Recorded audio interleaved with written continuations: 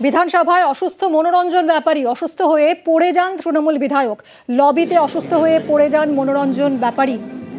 আবির আমাদের প্রতিনিধির সঙ্গে কথা বলবে। আবির, কেমন আছেন এখন মনোরঞ্জন বাবু? কি হয়েছিল তার?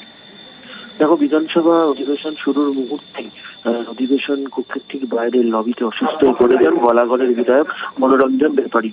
সেই সময় উপস্থিত থাকা সমস্ত দলের যারা বিধায়করা ছিলেন তাকে তড়িঘড়ি সেখান থেকে সরিয়ে নিয়ে যান। বিধানসভার চিকিৎসকরা আসেন এবং তাকে এসএসকেএম হাসপাতাল ইতিমধ্যে পাঠানো হয়েছে। চিকিৎসকরা জানিয়েছেন যে তার শারীরিক অবস্থা যথাযথভাবে পর্যবেক্ষণে রেখে শুরু করা প্রয়োজন এবং সে কারণেই তাকে পাঠানো হয়েছে। এখনো পর্যন্ত তার শারীরিক অবস্থা যথাযথ হয়েছে বলে বিধানসভার চিকিৎসকরা জানাচ্ছেন না। কেন এই ঘটনা ঘটলো সে ব্যাপারে এখনো পর্যন্ত চিকিৎসকরা তার পরিবারের সদস্যদের সঙ্গে যোগাযোগ করা হয়েছে। ধন্যবাদ। আমার